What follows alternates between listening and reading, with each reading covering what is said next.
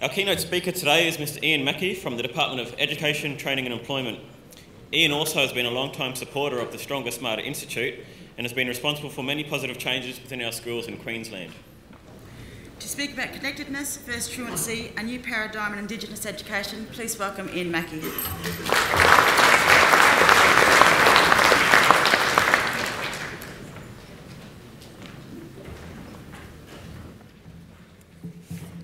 Thank you so much, Toby and Michelle, and good morning, everyone. But first I want to acknowledge the traditional owners of this land, the Yagara and Turrbal people, their elders past and present, and I'm sure you've been welcomed appropriately because that would be the sort of thing that Chris would do, and I congratulate Dr. Sarah, Chris, for the conduct of this event. The reason Gary's allowed me the opportunity to present by myself is because this is perhaps a swan song for me. Some of you may have read in the papers that from next Tuesday I will not be the Assistant Director General for Indigenous Education and Training Future. So that causes me some sadness, but it also causes me to reflect on where we've come from, where we are now and where we're going as a group of people so committed to improving Indigenous outcomes. I'm not one who's actually sold on closing the gap so much because I have a vision of Indigenous peoples being an elite, not so much minority if you look at the birth data, but an elite group of people who transcend current performance patterns of the general population. And I think that's achievable for a lot of our students have within the potential to do that.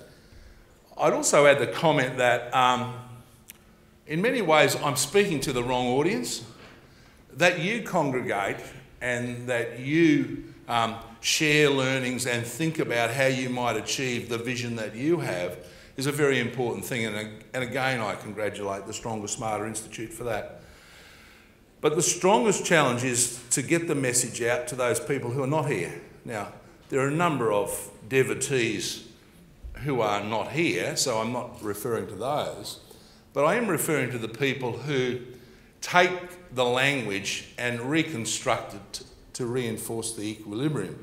And a good example of that would be the high expectations agenda, where the words by a number of people were hijacked to mean high expectations of children, not for children, and used the language to reinforce the status quo, an equilibrium of gaps and negative outcomes. Now, I'm really excited by the language that the Stronger Smarter Institute has wrapped around that by saying it's about high expectations relationships, which infers a two-way thinking around high expectations. Not only high expectations for children, but high expectations of teachers, schools and school systems, or even high expectations for teachers, schools and school systems. So I think the challenge is to get this message to those people who would be mired in an equilibrium of today. And if you're unconvinced there's an equilibrium, I'll just share some of this data with you. And I think if I do that, you get the point that there's poor attendance, poor outcomes and poor retention. The one that probably annoys me the most is retention through to grade 12, because there's a law in this state and in other states, there's laws or at least strong policies that say you must complete grade 12. But for many of our schools and many of our teachers, that law is kind of optional, and you see lots of examples of schools that say take in 30 grade 8s or grade 7s, depending on the reception year into high school, take in 30, finish off 3 or 4, one of them gets a university entrance and there's great celebration around that, and the school purports to have high expectations. And I think probably more importantly than that, no one, the primary school feeder schools, other teachers in the school, other principals, or the community itself says, foul. That's a bad outcome. Now, conversely, I was talking to Phil in the ACT. Were you in the room, Phil? who does my job in the ACT, yeah, won.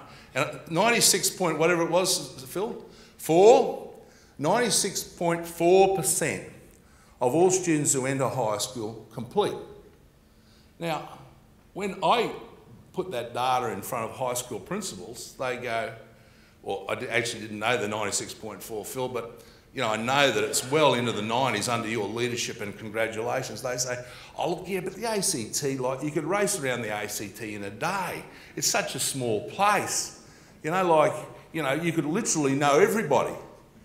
And I go, well, how's that different from a school?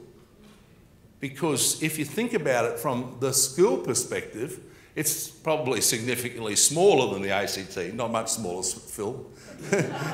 Certainly if you talk about Kerwin High, it's not much smaller than the ACT, albeit I shouldn't identify Kerwin High in this conversation because Kerwin High is doing some fantastic work around retention.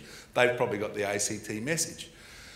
But the notion that you could know everybody, address their challenges, do whatever it takes to ensure school completion is not a crazy idea. And if you were to accept the creed of the teacher, which is, I always, you know, rattle on about the old in loco parentis idea, the Latin for in the place of the parent.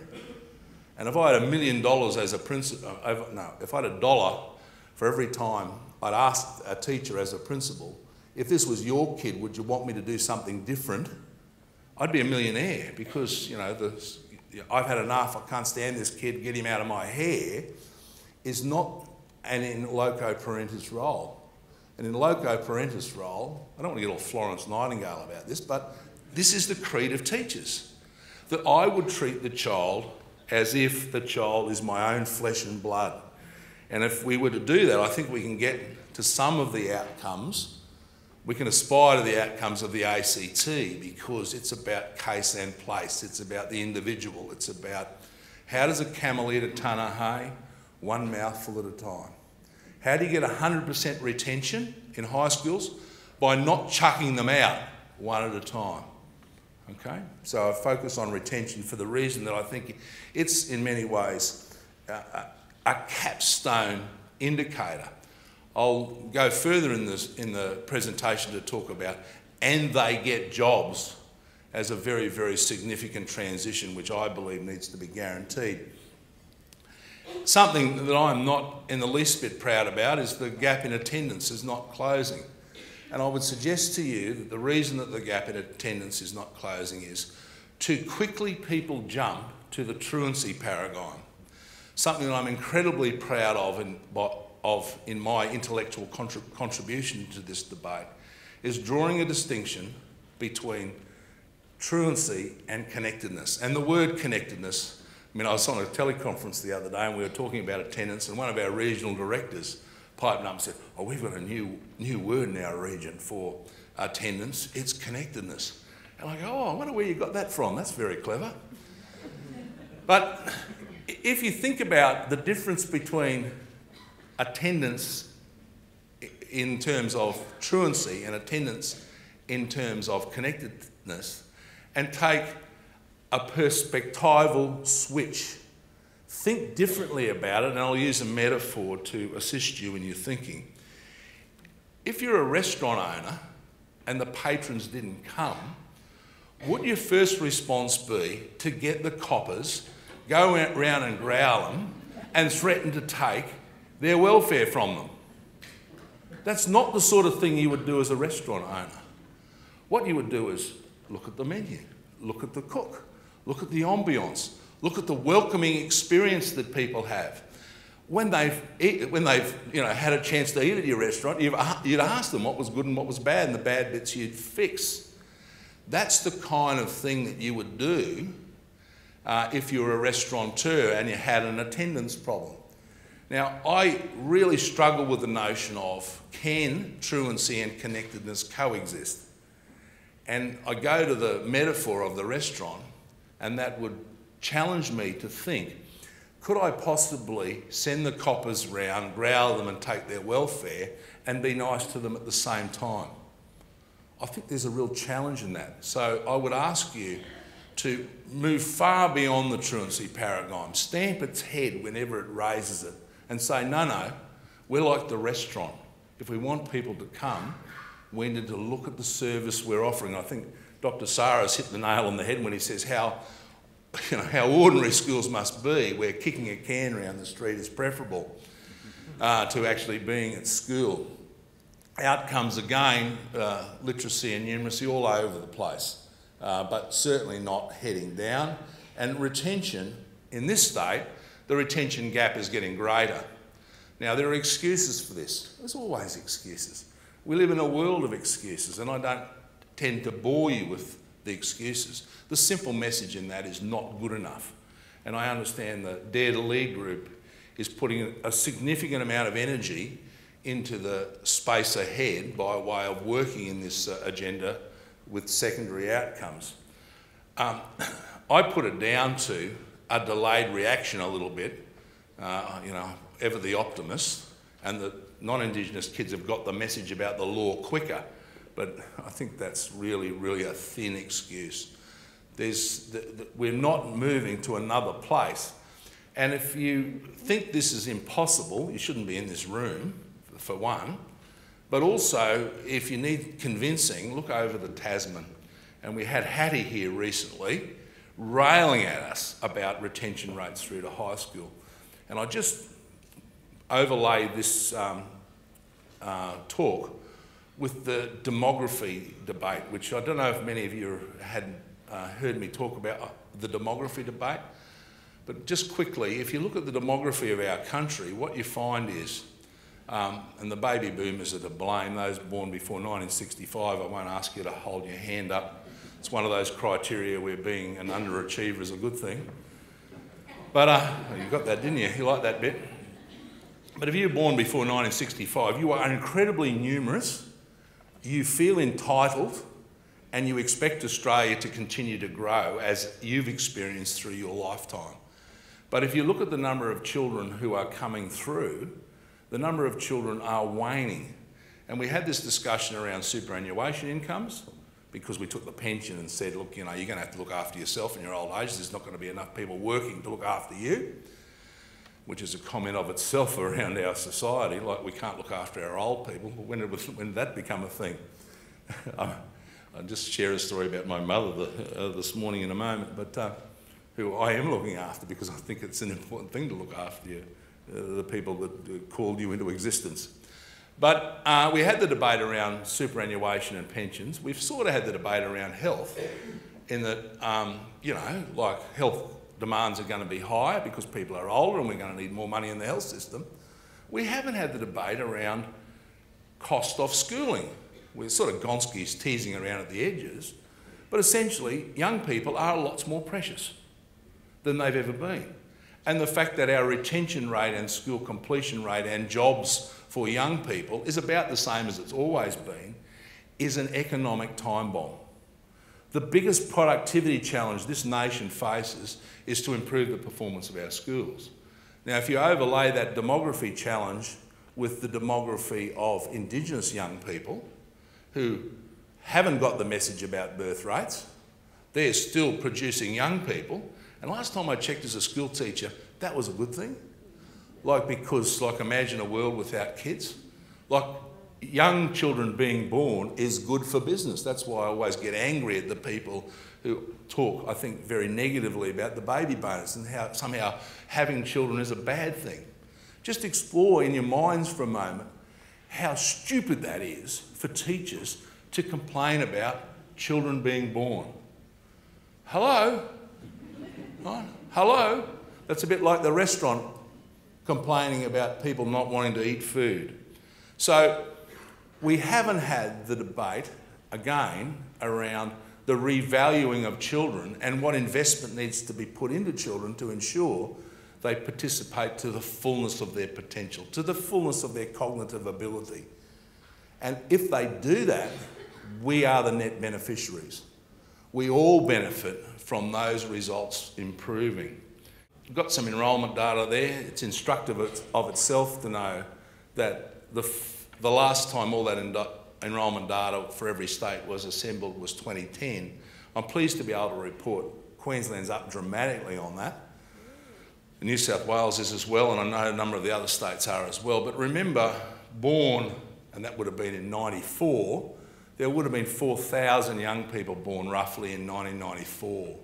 So 1,500 of them finished in 2010. That's a pretty poor strike rate.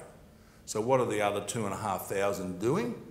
Well, they're certainly not working, or a significant proportion of them are not working, a big challenge.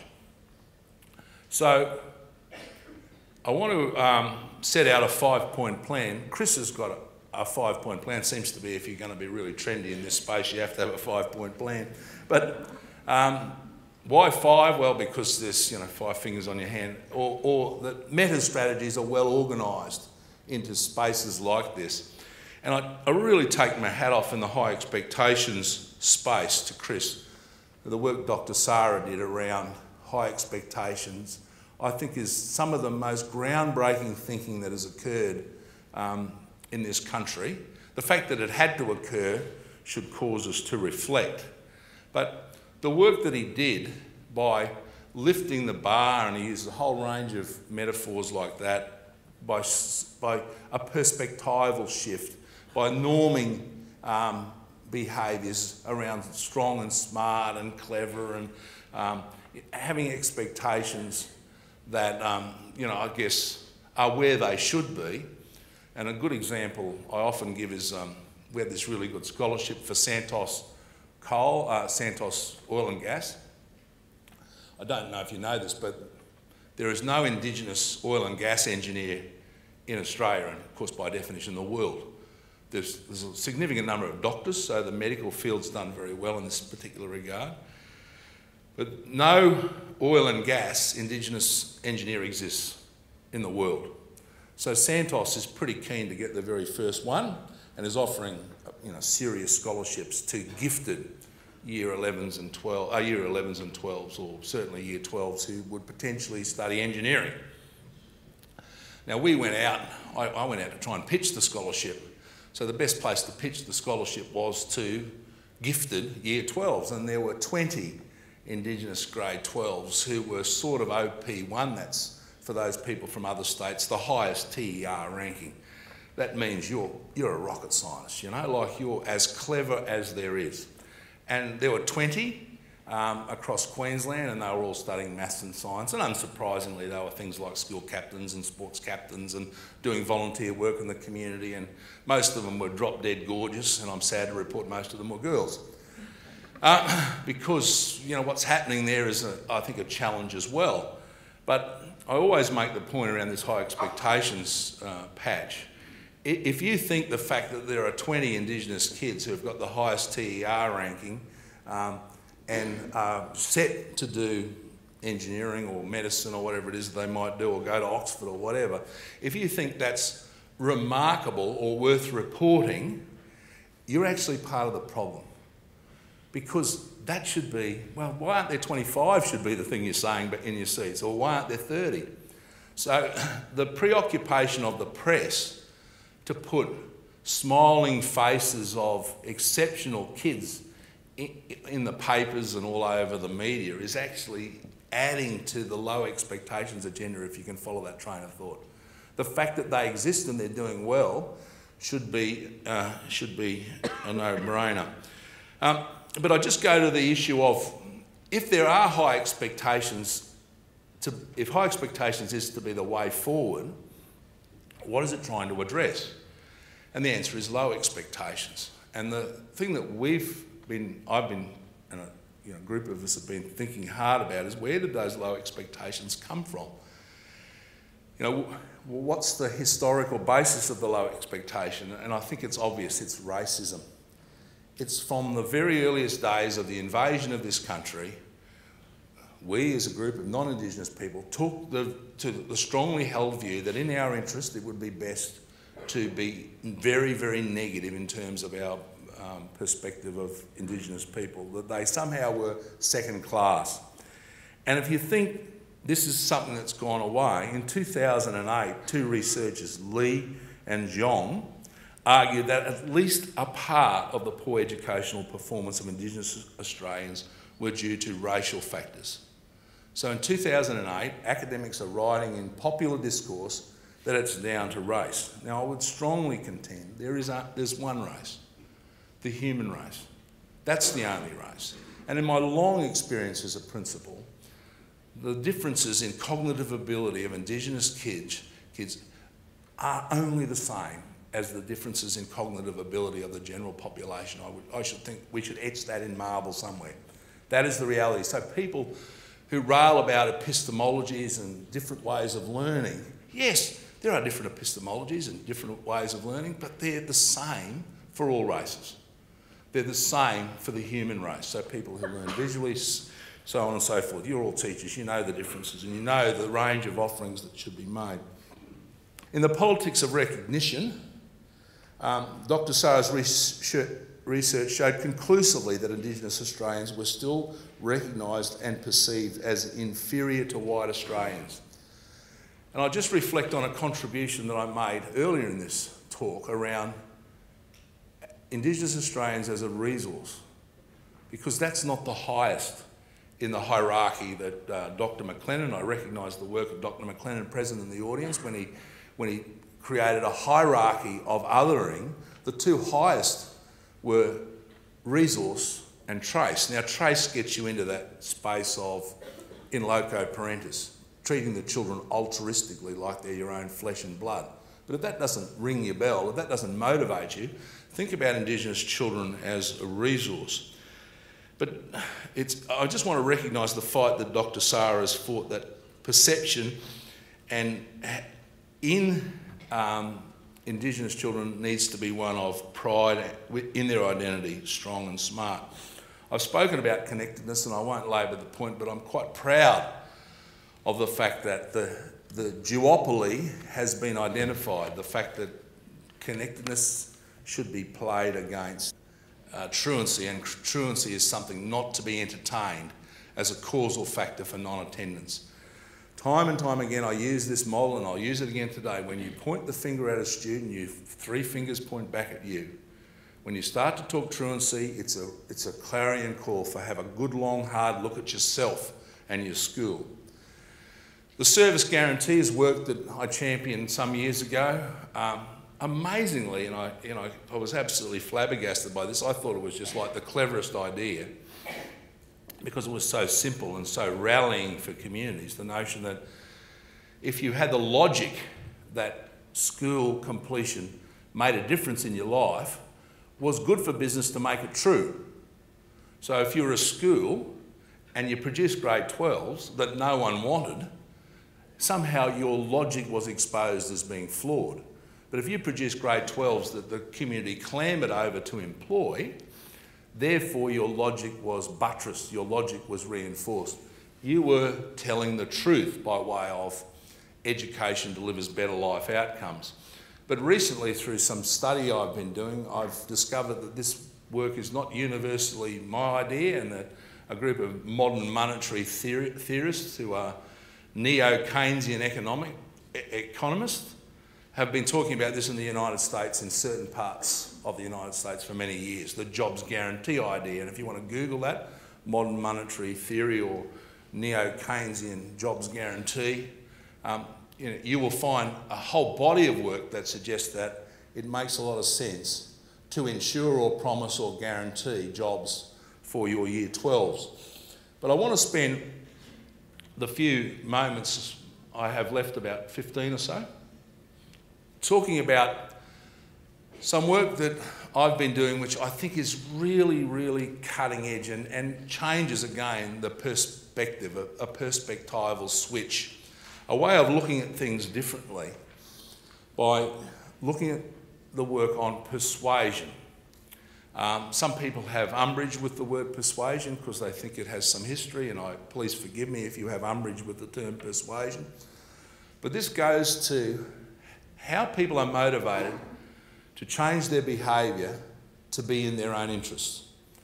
And we've looked at a whole range of models and processes and methodologies that cause people behavioural change. And there's no greater body of work in this whole space than the retail space. And a number of times I've presented this body of work, people lampoon it a bit and say it's the "do you want fries with that order" approach. But just by way of example, leading thinkers in this space are Thaler, Sunstein and Cialdini. Thaler works for the Cameron government in the UK, Sunstein for Obama, and Cialdini is an independent researcher on the psychology of persuasion. It should be, I think, reasonably motivating to you that the two biggest economies have behavioural economics units, they're referred to, or nudge units, as they're sometimes referred to, that are within their bureaucracies, are within their governments to shift people's behaviour to better modes, such that kids will attend, kids will learn, kids will complete, kids will get jobs. That's the sort of behavioural promise that we offer. But just to prove up the point, a friend of mine owns a cafe on Beaudesert Road, large establishment serving truck drivers in the morning. Truck drivers come in, they want food, because that's what you would go into a cafe for, one would think, perhaps cigarettes. They go into the cafe, and over a long period of time they studied whether they bought a drink or not. Now if you ask them, do you want a drink? Just go, let's roll back. When people come in and order a hamburger, about 40% of people buy a drink. If you ask them if they want a drink, it goes to about 65%. If you look them right in the eye and say, drink, yes, and don't break eye contact, it goes right through 90%. People are mesmerised by this. And even if you know this, you cannot resist it. And I cite an example of my colleague in this regard, Gary McLennan, who knows this. And if you go to buy a coffee at a coffee shop, if they go, do you want a mug? About 65%, 70% of you will go yes. If they go, mug, yes, it'll go to 95%. Now, essentially, they're selling you a few cents worth of milk for another 40, 50 cents. And when they say mug, yes, they actually mean it. Right? Now, when you say, well, yeah, but that's coffee and that's soft drinks in a roadside cafe. So we did an experiment. We got a number of primary school principals to meet and greet and farewell students each day with a script. And the farewell script was, see you tomorrow, Gary, won't we? Yes. One after, you're nodding already. You're nodding. A significant number of you are nodding. And you can't help yourself but nod. Now, you're leveraging two things there, a bit of neuro-linguistic programming, and you're also leveraging commitment and consistency, because the child, amongst his or her peers, have acknowledged that they will be there tomorrow, yes. You can't help yourself either. You're nodding. You're very... I could sell you a used car in a second. And people go, this is flim-flammery. Except that we've got research based that says if you meet and greet and farewell as the principal students each day and each afternoon, morning and afternoon, you can get as much as a 10% lift in attendance, which of course exposes the real issue around attendance, and that's that you've got to actually want them to be there. Because one of the really big issues around school attendance, the elephant in the room, is if you get them to attend, they actually attend. Right? You can't just complain about them not being attending. They actually turn up and you've got to deal with their issues. Right? Hello, it's in your own interest, particularly if you're a baby boomer, to do that. So what we did was we packaged many of the triggers for persuasion into meta strategies that allowed people to get access to this changed way of behaviour so as to generate compliance, so that principals saw themselves as, and teachers saw themselves as, compliance professionals, getting children to go, yes, I want what you're selling. This will be good for me.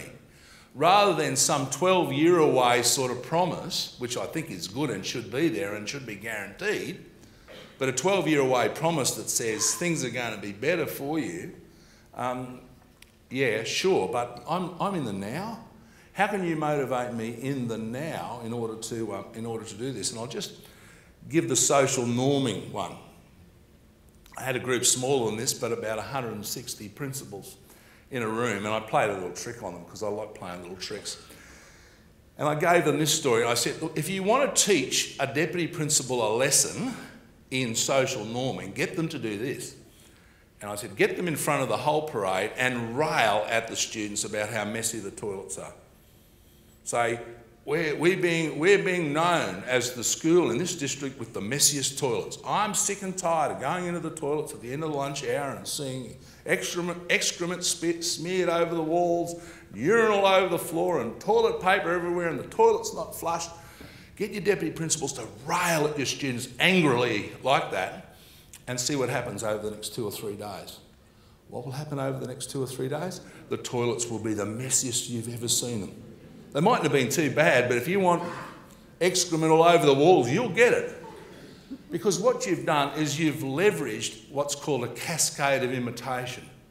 You've authorised compliance. Kid says, that sounds like fun. If everyone's doing it, I want to get in on that action.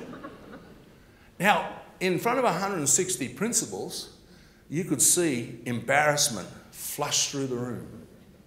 Because all of them had been at some time in their career guilty of that very sin.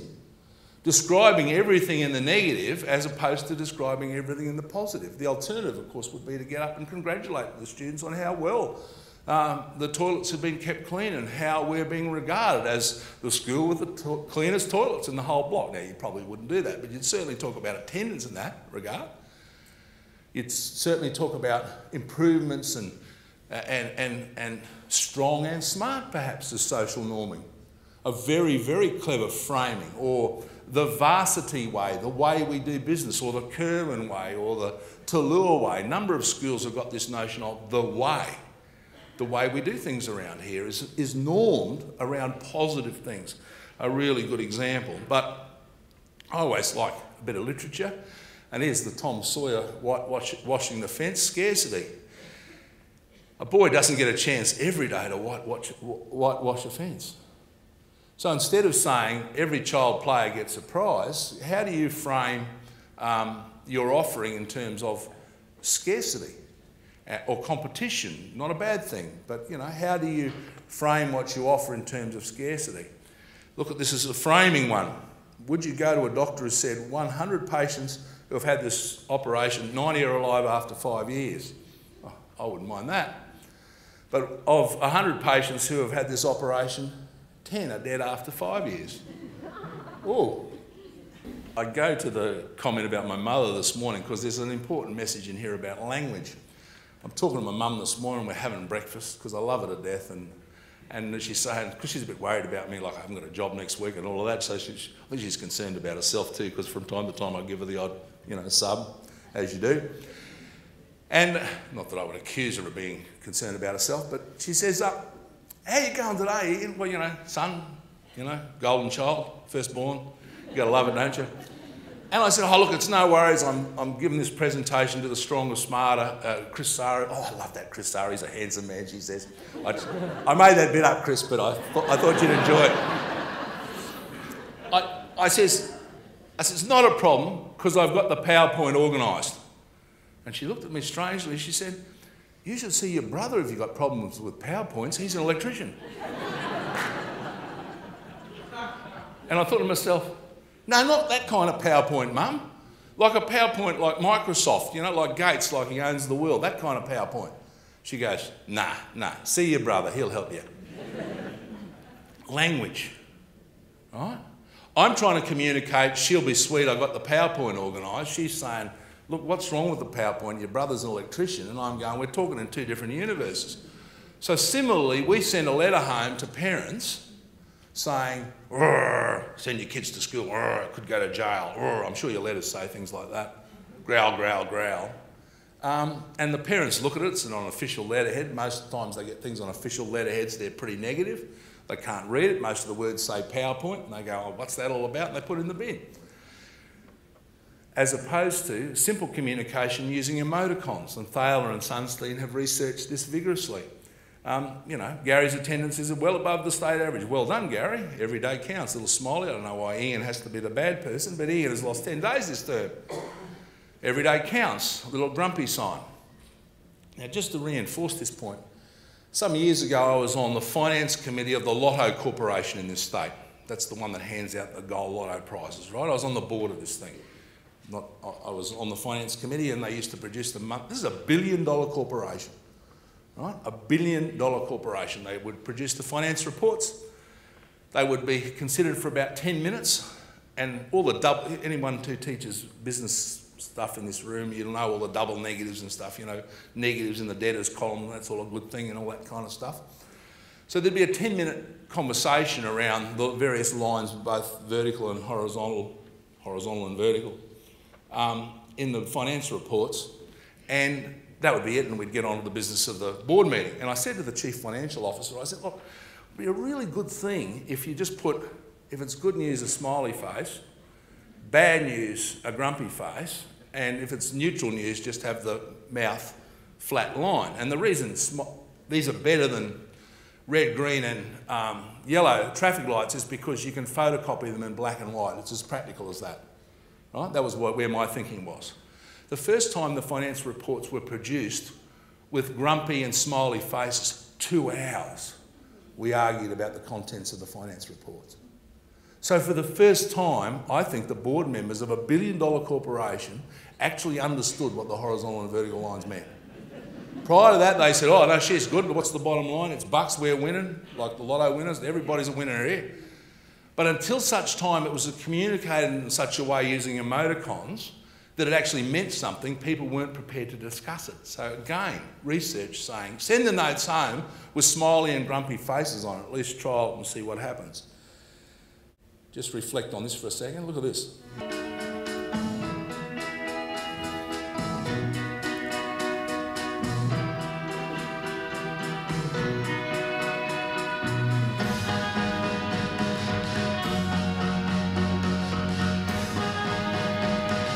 The 24/7 marketed courtyard. More choices, more convenience, and more freedom on the road. Courtyard, it's a new stay. I call this the married experience slide. This leverages the ego thing, right? The married experience. You get up, everything works.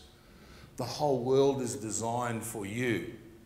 Now, just want to tell you the story about my son-in-law quickly, who's a black African man, okay? He's from the Seychelles, married to my daughter. That makes him my son-in-law. I thought I'd explain that to you. And he comes to Australia, marries my daughter, and I'm working really hard in this Indigenous space, right? Really, really hard. And he says to me, one of the most powerful comments that I've ever heard from anybody, he says, you really don't get it. And I go, well, what do you mean, Roddy? I really don't get it. He said, you're not in my skin. You don't have my lived experience. And I go, well, yeah, you're a handsome chap. I'm a handsome chap. We're both in Australia. It's a sort of egalitarian, feel-good kind of world. He says, you don't get it. And I said, well, okay, tell me about it. And what he confronted me with was, my whole life was just pumped up by ego.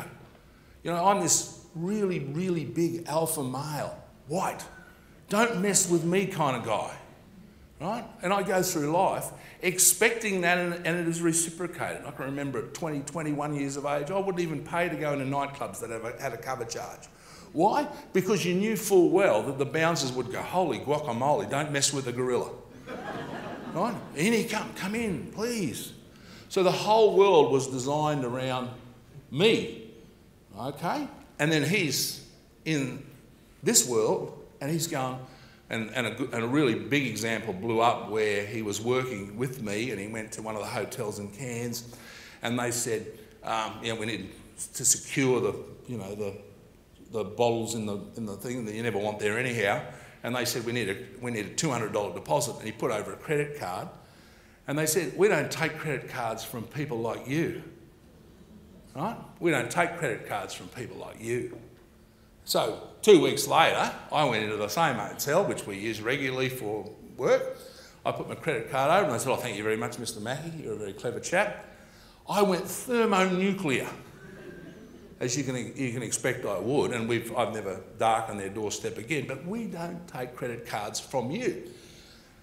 So then I went to the Seychelles, where he is the alpha male. Everything is designed for him, and I'm just a second-class tourist who they just determined to bleed money out of. And I'm going, "This is not what I'm used to." And he says, "See, now you're starting to get it. Now you're starting to get it." So that whole business about lived experience is very important. And this business about ego, that's what's happening in successful schools. They're making kids feel good in their skin. They're making kids feel like the school is designed for them. Nothing is too much trouble. Nothing is too much trouble. And a really good example of this I saw in a school in Mount Isa, where, you know, the bell rings, it's playground time, and the music starts, and there's bells, and there's skipping, and there's balls, and there's fun galore, and everyone's having a ball. And I just compare that to my sort of schooling, and this might be the protocol in some of the schools that you've taught. It's certainly not your school currently, where you've got to sort of go and beg for a football at morning tea. "Oh, please, can I have a football? Please, please." "No, you can't have a football. You had one 3 years ago and you lost it. You'll never get one again." I don't know how that augurs with ego. I just thought I'd finish with a couple of really great slides. There's some youngsters from Doomadgee on the OLPC thing. And here's a woman I just love to death, Auntie Pat Levy, with 3 of her adopted children who've all got university qualifications. I mean, I think there's a million words in a couple of images. You know, look at that. And look at that. You just got to love it, don't you? You just got to love this work. It's such a wonderful, wonderful calling. So, as I said, as of next week, I won't be in this role, but I'm not leaving this space. I'm going to just keep hammering away at making the world like I grew up in, like it worked for me. And it needs to work for all of our Aboriginal children, because they're all strong and smart. Thank you so much.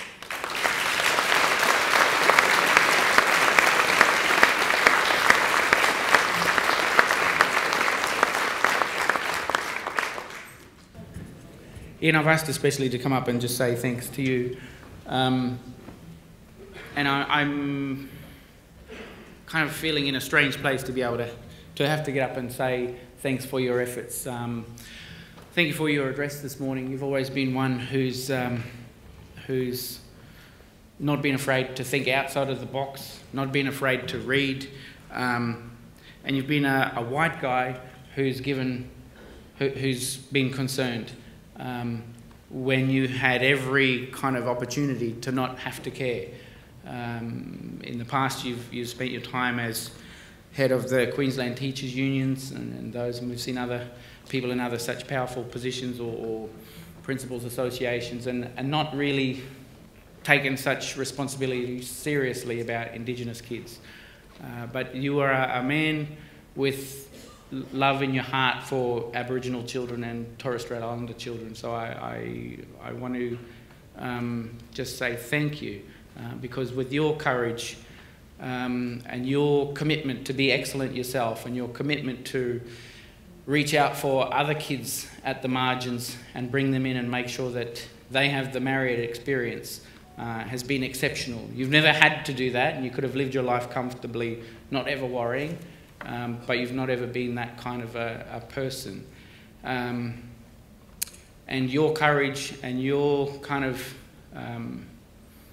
innovation and commitment to be excellent as an educator and to be excellent as a man has given other such people in the room the courage to be the same.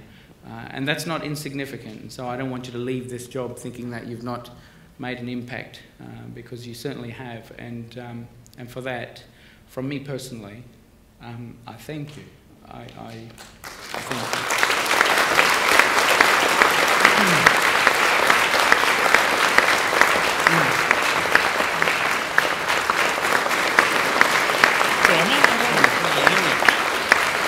And can I ask the rest of you just to please stand and show your appreciation for Ian?